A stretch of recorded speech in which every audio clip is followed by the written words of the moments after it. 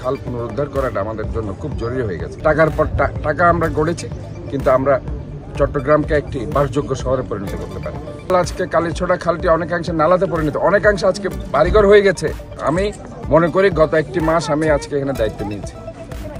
আমি ইনশাল্লাহ আপনাদেরকে বলতে চাই, যতই বাধা আসুক, যতই সন্ত্রাসীরা এখানে আমাদেরকে বাধা দিয়ে থাকুক, দেখা যাচ্ছে সেটা 36টা খাল সিডির উদ্যোগে জলাবদ্ধতার যে প্রকল্প, সেখানে মাত্র আপনার 71টা খাল থেকে 57টা খাল হয়ে গেছে।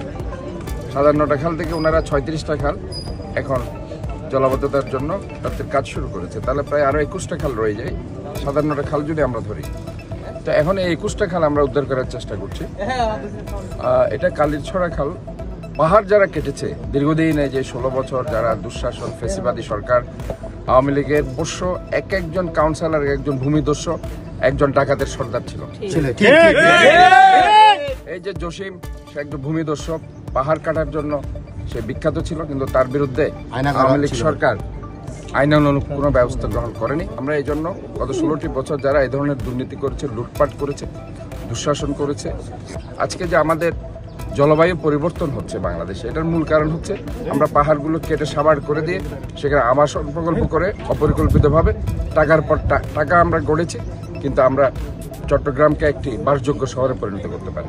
রাষ্ট্র এটার জন্য দায়ী, কারণ রাষ্ট্র এই ধরনের ভোটের অধিকার হরণ করে একজন ভূমিদস্যুকে, একজন ডাকাতের সর্দারকে ওয়ার্ড কাউন্সিলর হিসেবে প্রতিষ্ঠিত করেছে। রাষ্ট্র আজকে এটার বাইরে যেতে পারে না।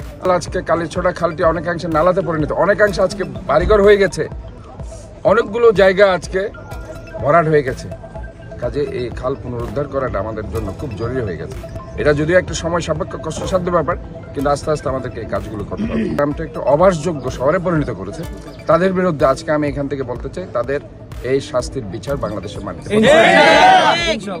আর যেটা খাল আমরা দেখতে পাচ্ছি কালীছড়া খাল, এটা আমরা ইতিমধ্যে আমাদের ইঞ্জিনিয়ার সাহেব এখানে যারা দায়িত্বে আছেন ওনাদেরকে দায়িত্ব দেওয়া হয়েছে। তারা অলরেডি সেখানে যারা অবৈধভাবে ঘর করেছে, কালীছড়া খালটা যেখানে শুরু হয়েছে সেখানে আরো 4-5টা ঘর রয়ে গেছে। আমি এর মধ্যে নাকি ইনস্ট্রাকশন দিচ্ছি, এর মধ্যে অনেক কিছু উচ্ছেদ করেছে, আরো কিছু উচ্ছেদ কাজ চলতে থাকবে। চট্টগ্রাম শহরে আমি বলতে চাই যে 21টি খাল, বিশেষ করে 40 নম্বর ওয়ার্ড পতেঙ্গার দিকে গুপ্ত খাল, অনেকেই চিনে না, সেটা এরকম ভরাট হয়ে গেছে। সেই খালটা আমরা খনন কর্মসূচি করার জন্য উদ্যোগ নিয়েছি।